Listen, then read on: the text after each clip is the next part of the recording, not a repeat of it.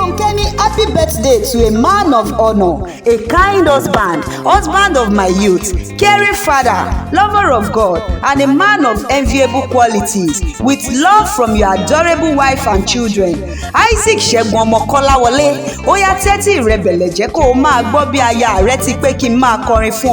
Ó ní ìfẹ́ wa á dalẹ̀, ìfẹ́ wa á dalẹ̀ ooo.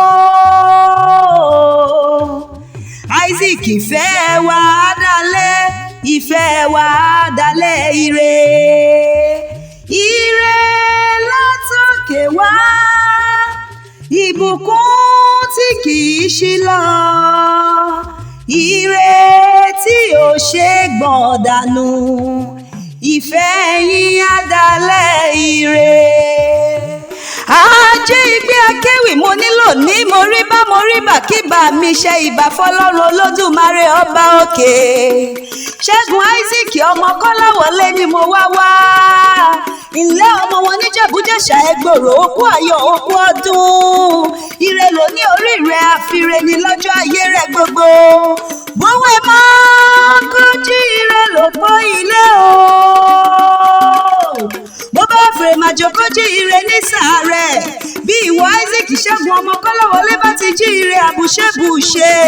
Ọdún tó múlò ní ọdún owó, ọdún tó múlò ní ọdún ọlá. Ó máa bẹ ọ̀bẹ ní bẹ́ṣu àtẹlẹsẹ̀ abẹ́nàwó. Aya rẹ pé kí n wí fún ọ pé ò ní bá wọn kánjú kú, ò ní bá wọn rìnà sọnù. Ọ̀rọ̀ gbogbo tó ń pa ọ́ lẹ́rìn ò ní pa ọ́ lẹ́kún nínú ọdún tuntun. Aṣọdúnmọ́dún ló ń ṣàwọn wọn lóde aṣọdúnmọ́dún o. Aṣoṣùmọṣù ló ń ṣàwọn wọn lóde aṣoṣùmọṣù. Wàá gbó, wàá tọ́, wàá fowó pọ̀, wàá sì tún fèrègì jobi lágbára Ọlọ́run ọba. Ayọ̀mídé ní dádì ayọ̀ yín á dé. Ìrèmídé ní dádì ire yín ò ní ṣàìdé nínú ọdún tuntun. Ṣẹ́gun o tún máa gbọ́ bólúwa fi Káyọ̀mí ṣe rán mi sí ọ. Ó ní àlékún owó, àlékún ọrọ̀, àlékún àlàáfíà ní fún ọ nínú ọdún tuntun. Ṣẹ́gun Isaac ilé ti yá. Èrè gbogbo wá di ní àwọn bàbá tó bí ọlọ́mọ. Èmi ò dáṣẹ́ ara mi jẹ́ lọ́jọ́ tòní o. Aya rẹ àtàwọn ọmọ rẹ ló rán níṣẹ́. Wọ́n pé kí n má ṣàìdélé bàbá tó bí ọlọ́mọ. Ó yá mo ní mo bá jẹ̀ṣà ṣòro, mo bá jẹ̀ṣà ṣòro ní tèmi. Kárí ọ̀rọ̀ o, mo bá jẹ̀ṣà ṣòro. Ṣẹ́gun ó pè ọ́ bí ológun ẹ̀rù o. Wọ́n pè ọ́ bí ọlọ́gbọ̀n ìwọ̀fà. Wọ́n pè ọ́ bí ológun ìkẹ́kẹ́, ìyẹn bí wọ́n ti ń forí kí àwọn bàbá tó bí ọlọ́mọ. Ṣẹ́gun ìwọ lọmọ níjẹ̀bú-jẹ̀ṣà ẹgbòrò, ọmọ èkúté yọ̀ọ́nà, ọmọ àwúre là, ọmọ àwúre fàṣẹbanu ni wọ́n ń porí kí bàbá tirẹ̀. Ìwọ lọmọ ọlọ́jà kan tájèjì ò gbọ́dọ̀ wọ̀. Àjèjì tó bá wo gbòrò yóò dẹni ẹbọra nínú ilé bàbá tó bí ọlọ́mọ.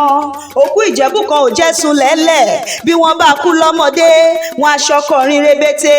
Àmọ́ Ṣẹ́gun ìwọ ò jẹ́ báwọn kú ní rèwerèwe lágbára Ọlọ́run ọba. Ṣẹ́gun ńlẹ́ ọmọ olúlé o, ọmọ àwúre fàṣẹbanu. Ìwọ lọmọ arẹ́ni ńlá òkè àtẹ̀bà, ọ̀tún sì lábẹ́ o. Ọmọ èbúrúkòyàkẹ́ bí onígbákẹ́ ṣomiye. Ìwọ lọmọ àràrá torí orókè ó járòkú. Ṣẹ́gun mẹ́bí wọ́n ní báyẹ̀ ní bá dára káwí o. Báyẹ̀ ní bá sunwọ̀n ó yẹ ká rò ó fún. Èyí ló fẹ́ mú mi jẹ́ ń bá ọ délé àwọn aya rẹ̀. Adérónkẹ́ ọ̀kẹ́ ńlẹ́ ọmọ wọn ní Kòròdú ọ̀gá. Ìwọ lọmọ aṣàlè jẹ̀jẹ̀ bí ẹni tí ò rọ́kùnrin rí. Bí ogún bí ọgbọ̀n ọkọ ń bẹ nílé àwọn bàbá tó bí ọlọ́mọ. Ọmọ aṣáwọn ní póríkì ẹsẹ̀ ni wọ́n póríkì bàbá tirẹ̀. Ọmọ ẹ̀lúkú mẹ́dẹ̀mẹ́dẹ̀. Adérónkẹ́ ń wẹ̀ lódò, gbogbo ọkùnrin yọwọ́ ṣẹ wọ́n pé tèmi ni ó gbà, tèmi ni ó mú. Adérónkẹ́ wá ń pè mí ò jẹ́ mú tẹnìkọ̀ọ̀kan nítorí bí n bá wáyé nígbà ẹgbẹ̀je, bí n bá wáyé o nígbà ẹgbẹ̀fà o. Isaac Ṣẹ́gun ọkọ mi ni ó tún fẹ́. Aya rẹ àtàwọn ọmọ rẹ ní àjọ̀dún ayọ̀ fún ọ.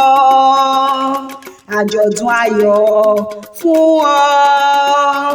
Àjọ̀dún ayọ̀, àjọ̀dún ayọ̀, àjọ̀dún ayọ̀ fún ọ.